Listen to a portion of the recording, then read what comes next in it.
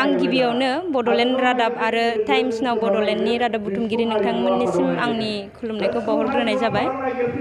बेनिफ्राय आंनि नाजानायनि जाफुंसारनाय ना बेयो 2015 मायथाइनिफ्राय जागायदों होनजायो। बेनिफ्राय एसे खस्थ' मोनो नाजाजेननायाव। फार्स्टआवथ' गासिबो खामानियानो गोरा जायो। बेनिफ्राय लासै माने प्रेक्टिस खालामै खालामै सरसा खालामै खालामै आंनि जाफुंसारनायखौ आं मोनबोनो हादों होननानै आं सानो। नोंथाङा दि जाफुंसार जानो हाबाय दामजुनि खेथ्रआव बर' दामजुनि खेथ्रआव दिनै लाइमोनफोरखौ जोङो मावबादा लानायाव माबायदि फोरोंनो थाखाय मिजिं लादों?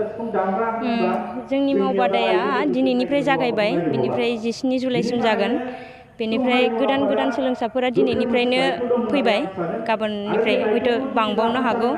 बेनिफ्राय आं बेवहाय जेसेबां हायो आं जेखौ रोंगौ सिफुं जर'खायै आं सिफुं दामो हिसाबै आं सिफुङाव जेसेबां आं मिथियो बेखौ आं बिसोरनो फोरोंनो नाजागोन। नोंथांखौ मिथिनो मोनदों दि आसाम सरकारनि माबा मोनसे सरकारि साख्रि मावबाय। आसलथे नोंथाङा गोबां नाजानायनि गेजेरजों गुबुन आरो जिउआव जाफुंसार लामा मोनबावबाय। मा बायदि मोनदों आरो मा साख्रि दायो मा मावनानै दं?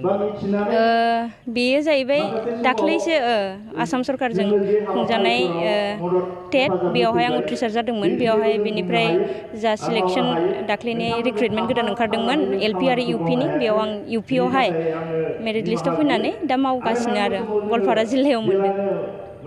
बेनो आंनि मावनाया। जोङो सिफुं हारिमु आफाद हिसाबै 2014निफ्रायनो मोनसे थांखिखौ लानानै जोङो खामानिखौ मावबोबाय थादों बा आफादखौ दानाय जादों। बे थांखियानो जाहैबाय हारि हिसाबै थांनानै थानायाव हारिमुनि जानाखि बिफाव बै बिफावफोरखौ बोरै फोथांनानै लाखिनो हागोन बेफोरबायदि थांखिजोंनो बे खामानिखौ मावबोबाय थादों। दा बेबायदिनो देग्लायबो बन्द'बो स्कुल बन्द' मोनो हिसाबै माखासे उन्दैफ्रा सोरबा बायदिया न'आव ओरैनो थानो बाग्रा थायो। थ' बिथांमोना जायफोरा इन्टारेस्ट दङ कालसाराव बिथांमोननि थाखाय जों बे वार्कशपखौ खुंदों जाहाथे बिथांमोना ओरैनो थास्लायस्लाय बेयाव फैनानै माबा मोनसे सोलोंथाइ लानानै थांनो हायो। बेफोरबायदि हाबाफारिखौ जोङो खालामबाय थादों। आंनि मोनदांनायाव आंनि नुबोनायाव आरो आंनि बाहागो लाबोनायाव जेलासिम सिफुं हारिमु आफादा जोनोम जादोंमोन जाफुंसारनायनि बेलायाव बै जोनोमनिफ्रायनो बिथांमोना नारा नाथा बांद्राय बाथ्रा बुंनाय जाया। अब्लाबो सिफुं हारिमु आफाद हिसाबै जोङो बुङोब्ला बेखौल' बुङो बै सिगां समावहाय रौमारि हिसाबै जोंनि हारिमुवा गैलामोन।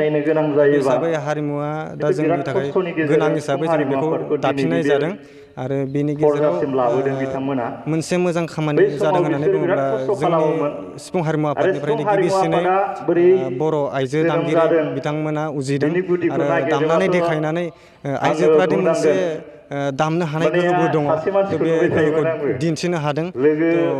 बेखौ जोंनिफ्राय मावफुंदों होननानै आङो गोग्गानाय मोनो आरो आंबो आसाबो खालामबाय थादों जाहाथे जोंनि बेखिनि मावफुंनाया माने एसेबाबो समाजाव खामानि होदों होननानै आं साननानै लायो। आरो गारि माने मारुति दंमोन रौमारि इउनिटआव बे मारुतिजों माखासे मोसाग्रा गिबि समावहाय जोंनि सिफुं हारिमु दामग्रा देग्रा लानानै बियो माने 10-15 जनसो लाइमोनफोरा ज' जानानै सोलोंदोंमोन। दा बेनि बेसे उनाव सिफुं हारिमु आफादा जोनोम जाखो आं फ्राय जोंनि माखासेफ्रा हिनजावफोर माखासेफ्रा जायफोर बिथांमोना गोसो गुदुं बेयाव हिनजाव हौवानि थाखो राननाय जाखायाखैमोन। बेनिखायनो जायफोर गोसो गुदुं बिथांमोन बिजुलि ब्रह्म दैजि ब्रह्म बिथांमोना बे समनिफ्रायनो बाहागो लाबोफादोंमोन।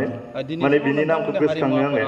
दिनैनि बाथ्राल' नङा माने मोनफ्रोमबो प्रग्रामावनो हयथ' गुबुन जायगायाव बाहागो लाहैनायनि बाथ्रा बुङोब्ला जोंनि सिफुं हारिमु आफादा थांखांबाय होननानै जों बुंगोन।